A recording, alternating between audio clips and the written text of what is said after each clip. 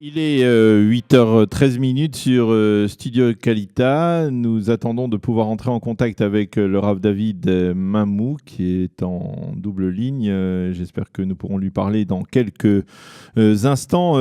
Nous voulons lui parler parce que, au cours des 24 dernières heures, un reportage diffusé par la radio israélienne Kan Echad Esrei, a fait état d'une sorte de ségrégation. On peut parler de ségrégation contre des employés d'origine éthiopienne dans les vins Barkhane. Les vins Barkhane qui produisent donc du vin et avec la cacheroute de la Eda Haredite, d'un organisme, la Eda Haredite, qui est considéré comme ultra-orthodoxe, et apparemment la Eda Haredite a imposé des restrictions et des conditions extrêmement rigoureuses à la production de ce vin, et l'une des conditions posées était d'éloigner, on va dire, de la ligne de production de ce vin les originaires d'Éthiopie, peut-être, probablement, parce que leur judaïté n'était pas pleinement reconnue par les membres de la Eda Haredi, par les tribunaux de la Eda Haredi, ce qui a suscité une très vive polémique, ce qui a provoqué une très vive polémique au cours des 24 dernières heures, et même des réactions extrêmement vives de la part de grands rabbinim, comme le grand rabbin d'Israël, séfarade, le Rav Yitzhak Yosef, puis le grand rabbin de Jérusalem, le Rav Shlomo Amar, qui tous deux ont condamné cette attitude. Alors nous sommes en ligne maintenant avec le Rav David Mamou. Rav David Mamou, bonjour, Boker Tov. Boker Tov. Alors j'étais en train de décrire en fait cette polémique provoquée par la décision de la Eda Haredite d'empêcher, on va dire, des ouvriers d'origine éthiopienne de participer à cette production de vin kasher, donc estampillé avec la cacheroute de la Eda Haredite. Alors tout d'abord, vous êtes, je le disais tout à l'heure, sous-directeur des tribunaux de conversion de l'État d'Israël, et je voudrais... Non, j'étais. Ah, vous étiez, pardon. En 2003. Voilà, vous étiez, donc vous connaissez bien le problème, et en particulier, vous connaissez bien la procédure de conversion des membres de la communauté juive éthiopienne. Tout d'abord, une précision. Les juifs éthiopiens, d'après la halacha, d'après le grand rabbinat d'Israël, et même on va revenir jusqu'à l'origine, d'après le grand rabbin Ovadia Yosef, sont juifs à part entière, n'est-ce pas? Non, c'est comme ça. D'abord, il faut comprendre, il faut un tout petit peu de souvenir historique. D'abord, on est un peuple de 12 tribus. C'est vrai qu'aujourd'hui, ça fait plus de 2700 ans qu'on se retrouve seulement 2 tribus, la tribu de Yehuda et la tribu de Israël, et la tribu de Benjamin, excusez-moi, et bien sûr des Lévim et des Kohanim. Les 10 tribus d'Israël ont disparu. La tribu de Dan, c'est les Éthiopiens, eux, ils ont disparu de façon un peu différente des autres. Ils ont refusé, puisqu'ils étaient les commandos du roi David, de guerre, de faire la guerre entre le royaume d'Israël et le royaume de Juda. Ils ont décidé de ne pas rentrer en guerre, d'une guerre fratricide, et ils se sont auto-exilés. C'est marqué dans les textes du livre des rois, et ils sont auto-exilés en Éthiopie. Et c'est pour ça que les prophètes voient dans la tribu de Dan une bracha, qu'il n'y a pas eu ce combat entre frères juifs. Ils ont refusé de tuer leurs frères juifs pour arriver au Beth Amikdash à Jérusalem. Donc ils ont reçu la bracha que parmi les 10 tribus qui rentreront en Israël à la fin des temps, on appelle les 10 tribus perdues, ce seront la première des tribus qui rentrera à la maison. Et effectivement, c'est ce qui s'est passé. Il y a eu maintenant 2 grandes périodes, il y a un grand mélange avec le problème de l'Éthiopie. En 82 et 84, il y a eu ce qu'on appelle Mifta Moshe, Mifta Shlomo. Là sont arrivés la grande majorité des juifs éthiopiens. Et je précise bien des juifs éthiopiens, parce qu'en Éthiopie, il y a eu un renversement de gouvernement, et l'Église a pris le pouvoir à Addis Abeba, et a demandé aux juifs de ce qui s'est passé en Espagne il y a 500 ans, de se convertir de force au catholicisme. Ceux qui refusaient de se convertir de force, ils ont dû quitter la ville d'Addis Abeba, ils ont été se réfugier dans 2 contrées, Etrei et Gondar, ce sont 2 contrées de l'Éthiopie. Là-bas se trouvaient les juifs éthiopiens. Ceux qui sont restés à Addis Abeba, ce sont des juifs éthiopiens qui se sont convertis au catholicisme. Et après... C'est ce que l'on appelle les Falashmora. Voilà, les Falashmora, ça veut dire les convertis. Et les Falashmora, c'est un terme très péjoratif, pour dire, comme on dit en français, par exemple, un juif, on peut l'appeler un youpin, c'est quelque chose de péjoratif. Un Éthiopien, si vous êtes un falache-moi, vous dites la même chose qu'on peut dire un juif de France, vous êtes un youpin. C'est quelque chose de très... Maintenant, les fallaces morants, on va les mettre de côté pour l'instant, parce que là, effectivement, il y a des gros problèmes de judaïsme. Je parle du pseudo du Rav Ovadia Yosef de 1986. Une fois que les juifs d'Éthiopie, ça s'appelle Beta Israël, la tribu de Dan, sont arrivés au compte-gouttes en Eretz Israël, les premiers jusqu'en 86 se sont convertis des Khumra. La rabbin Tarachit leur avait demandé, allez au mikvé, de toute façon vous êtes juif, on vous reconnaît comme juif, vous avez quitté le peuple juif il y a 2700 ans, donc allez au mikvé. Quand il y a eu le grand mitzvah, la grande opération Moshe et Shlomo, le Rav Yosef s'est assis vraiment sur la question. C'est pas qu'on les connaissait pas. Le Ritvaz déjà avait déjà été chez eux, et le Ritvaz avait été demandé par le grand rabbin éthiopien, de sortir du Beth Knesset lors de la Tfila, parce qu'il ne voulait pas qu'il y ait des non-juifs qui sont dans leur Tfila. Et il a rigolé, le Ritvaz, il a dit, ça c'est la preuve que ce sont des bons juifs. C'est-à-dire qu'il ne voyait même pas, lui, un des doléadors du monde ashkénaze, comme un juif, parce qu'il ne connaissait pas de juifs blancs. Donc, ces Éthiopiens sont arrivés en Eretz Israël. Le Rav Yosef s'est assis sur la question, et dans Yabia Omer, dans son grand livre, parce qu'il a fait un livre de shoot, ça veut dire Revedat, qui était assez petit, et il a développé beaucoup plus dans le livre de Yabia Omer, a fait un psagdin en même vav en 86, que tous les Beta Israël sont juifs, de la même façon que nous les Juifs de France, lorsqu'on monte en Eretz Israël, on va au consistoire demander un certificat de judaïsme, on monte en Eretz Israël et personne nous a rien demandé. Le Rav Ovadia Yosef a dit que si les Keïsim, il faut savoir que les Éthiopiens, ça je les ai vérifiés puisque j'ai fait mon travail, chaque Keïs éthiopien connaît la descendance de chaque personne jusqu'à 7 générations. Parce que pour les Éthiopiens, ils ont par exemple des lois, par exemple, qui sont dans la Torah, ils n'ont pas le droit de se marier avec leur cousine parce qu'une cousine est considérée comme une sœur. Donc chaque personne, quand vous demandez comment tu t'appelles, pour éviter ce mariage consanguin qui n'est pas d'après la Torah d'Israël, mais ça ils ont fait une chouma dessus, chaque personne connaît 7 générations au-dessus de lui. Et on a vérifié avec la Rabbanout Rachid, on a fait des examens à différents pays, c'est des ordinateurs ambulants qui connaissaient tout par cœur d'un village entier.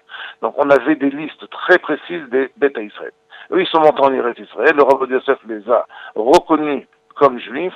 Maintenant, le monde ashkénaze en 1986 n'avait pas vraiment accepté. Voilà, c'est là on arrive peut-être à la source de cette problématique. C'est que apparemment le monde ashkénaze, et là vous allez nous aider. Est-ce que ce sont uniquement, on va dire, l'Aïda Haredite qui est ultra orthodoxe, l'Aïda Haredite qui a une position même sur le plan politique extrêmement radicale?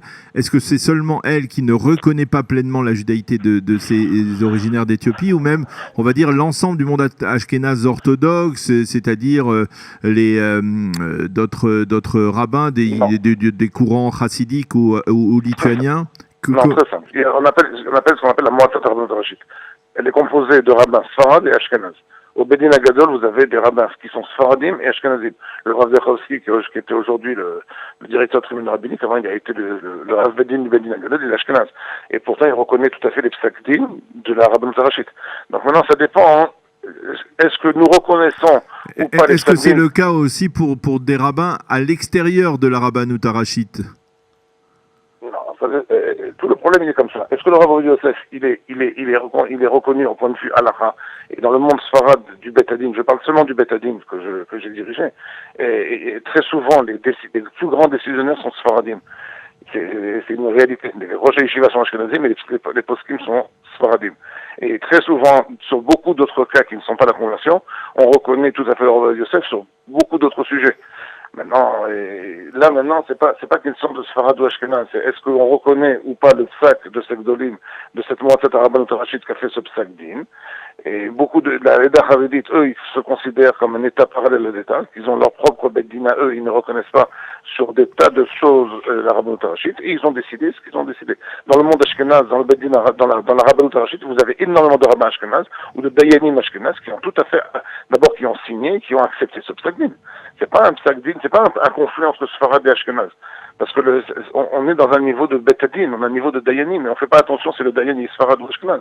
Le problème il est ici, est-ce que le groupe qu'on va appeler la Moatzat Rabbanout Rachit, qui est composé de tous les grands rabbins d'Israël, de chaque grande ville, Tel Aviv, Beersheva, Haïfa, toutes les grandes villes d'Israël, ainsi que tous les Avot Bate Adin, c'est-à-dire le président de chaque tribunal rabbinique de chaque grande ville, ils se réunissent une fois tous les 3 mois, et ils font des décisions qui ont un niveau national. Le Rav Ovadia Yosef en 86, c'est ce qu'il a fait. Et il a donné un psaq-din. Maintenant, faites attention, et ça, il y a un grand mélange dessus. En 92 et en 92, 94 et ça va jusqu'à aujourd'hui, les Falas Moura sont obligés de se convertir au judaïsme. Il n'y a aucun rapport entre Beta Israël, qu'on appelle les Éthiopiens de la tribu de Dan, qui sont montés à cette époque, et là, ces gens-là qui travaillaient aujourd'hui à Barkhane, si vous les voyez, sont des personnes qui sont religieuses d'elles-mêmes, qui ont une vie orthodoxe.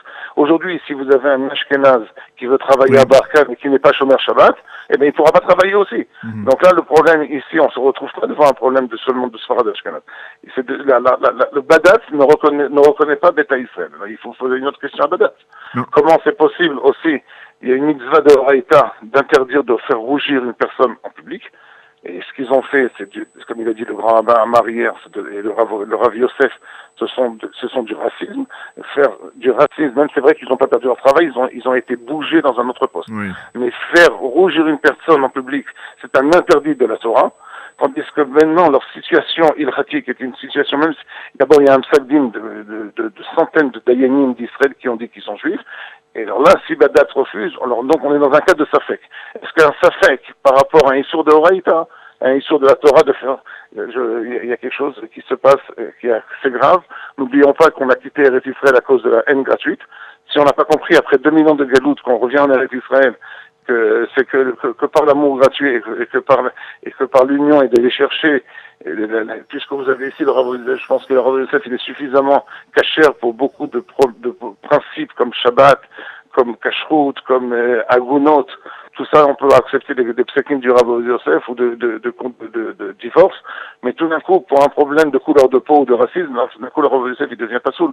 Alors à mon avis, il faut qu'il retourne à la yeshiva et qu'il va retrouver les sources même de la Torah pour essayer de comprendre depuis quand la Torah c'est une couleur de peau.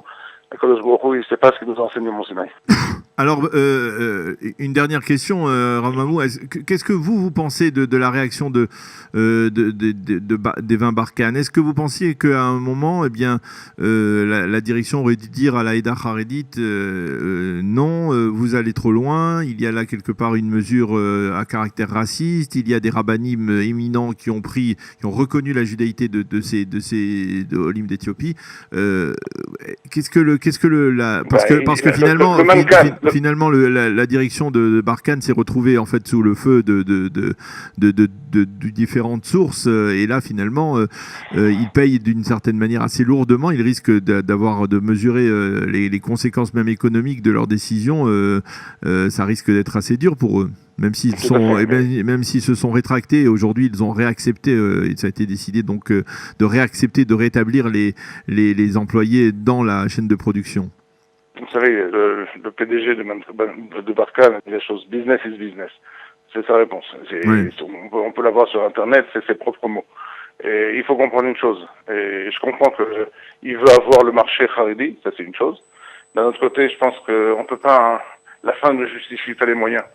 Si j'ai besoin d'un loulav et mon loulav, j'ai pas de loulav et j'ai pas d'argent. Je m'excuse, c'est pas l'ensemble du marché Haredi, puisque la Haïda Haredite, elle ne représente, on va dire, qu'un courant, même relativement minoritaire dans le monde Haredi, même Ashkenaz.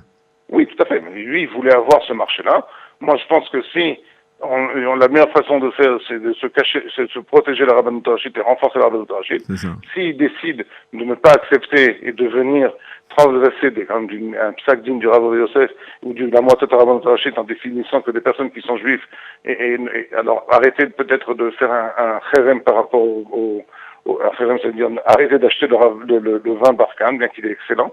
Et d'un autre côté, il comprendra que le Ham Israël, la Hardouk, l'unité du peuple juif, est plus important que business is business. C'est-à-dire que je comprends tout à fait qu'il a des problèmes économiques, mais est-ce que, au nom des problèmes économiques, on peut bafouer, on peut écraser tous des principes même de l'essence même du Ham Israël? Eh bien, Rav David Mamou, merci beaucoup de nous avoir éclairé donc sur ce débat, cette polémique autour donc de la décision de la Eda Haredit de ne pas accepter donc des employés d'origine éthiopienne sur une chaîne de production de vin cachère et une affaire qui a fait beaucoup de bruit depuis un peu plus de 24 heures. Merci de nous avoir éclairé à ce sujet et bonne journée. Shalom. Bonne journée. Voilà, il est 8h28 sur Studio Calita. Nous marquons une petite pause et tout de suite après, Eliana Grufinkel et sa chronique Un jour notre histoire.